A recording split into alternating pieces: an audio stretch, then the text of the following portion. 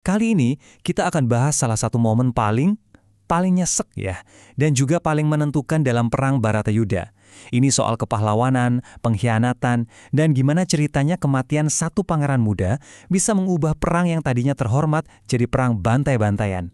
Bayangin, dari 18 hari perang dahsyat di Kurusetra, ada satu hari yang paling kelam. Hari ke-13. Nah, di hari inilah semua aturan dilanggar, kode etik kesatria diinjak-injak, dan perang kehilangan jiwanya. Coba bayangan adegan ini ya, satu prajurit muda, sendirian, dikepung, semua senjatanya udah dilucuti. Senjata terakhirnya bukan pedang, bukan tanah, tapi pecahan roda kereta. Gila kan? Gambaran ini nih yang jadi ikon paling kuat dari kisah yang mau kita bedah. Jadi pertanyaannya kan, gimana bisa? Seorang pangeran yang jago banget, pewaris terah paling hebat, kok bisa berakhir tragis kayak gitu? Dikeroyok dan dikhianati? Nah, jawabannya itu campuran dari takdir, pengetahuan yang separuh-separuh, dan sebuah janji yang diingkari. Oke, kita mulai dari awal. Biar ngerti kenapa tragedi ini bisa terjadi, kita harus kenalan dulu sama tokoh utamanya, Abimanyu. Dan kita lihat takdirnya yang emang udah digariskan dari awal. Jadi gini, dari lahir aja, Abimanyu ini kayak udah punya tanggal kedaluarsa. Dalam tradisi Jawa, dia itu titisan dewa yang cuma boleh hidup di bumi selama 16 tahun. Ibaratnya dia itu cuma dipinjamkan ke dunia. Ditakdirkan buat bersinar terang banget, tapi cuma sebentar. Nah, ini dia intinya. Ada kontradiksi besar dalam diri Abimanyu. Dia ini paket komplit, prajurit jago, ahli strategi cerdas, tapi ada satu lubang besar dalam pengetahuannya. Ceritanya kan, waktu ibunya Subadra lagi hamil, ayahnya Arjuna ngejelasin soal formasi perang mematikan namanya Cakrabyuha. Masalahnya, Subadra ketiduran sebelum Arjuna selesai ngejelasin cara keluarnya. Akibatnya, Abimanyu lahir dengan pengetahuan sempurna cara masuk, tapi sama sekali nggak tahu cara keluarnya. Dan kalau kita lihat versi pewayangan Jawa, ini ceritanya makin dalam lagi. Ada unsur karmanya. Jadi ceritanya demi urusan politik, Abimanyu pernah bohong soal status pernikahannya.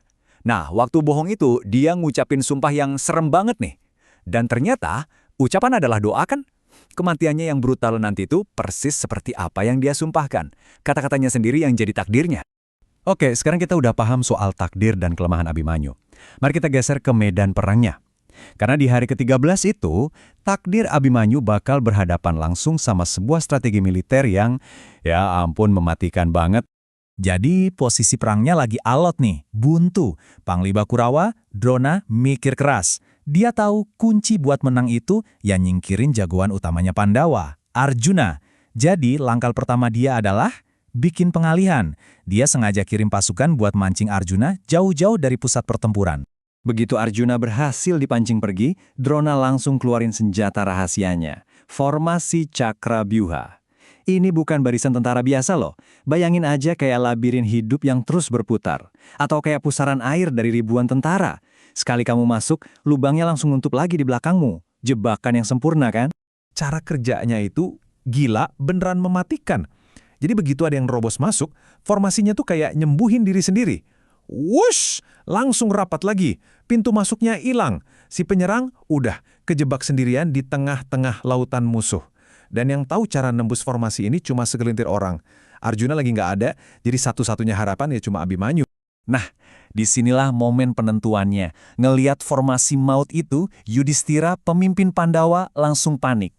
Dan dalam kepanikannya, dia minta tolong ke keponakannya sendiri. Sebuah permintaan yang tanpa sadar bakal nganterin Abimanyu ke jebakan maut.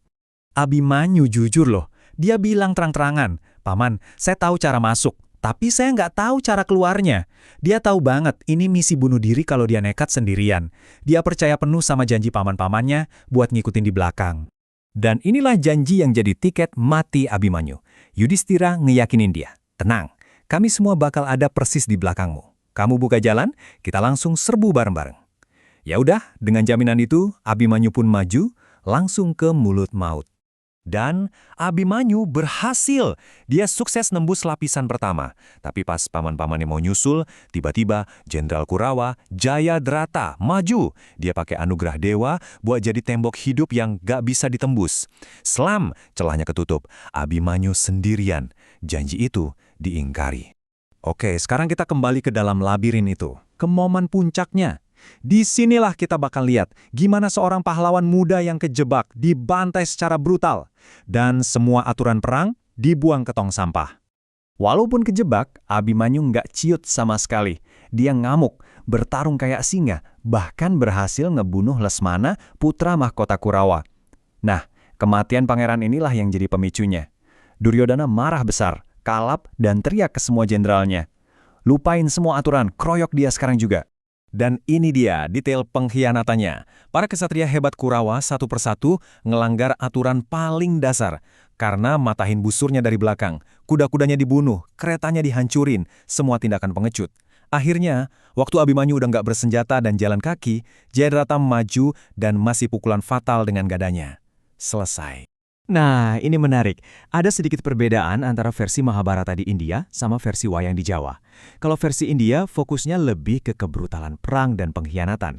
Tapi versi Jawa, seperti yang tadi kita bahas, nambahin satu lapisan lagi, karma. Jadi kematian Abimanyu itu bukan cuma tragedi perang, tapi juga pembayaran atas sumpahnya sendiri. Ini jadi cerita soal takdir dan akibat dari ucapan. Kalian pikir cerita Abimanyu selesai di situ? Oh tidak, kematiannya itu bukan akhir. Justru itu adalah awal dari fase perang yang paling brutal.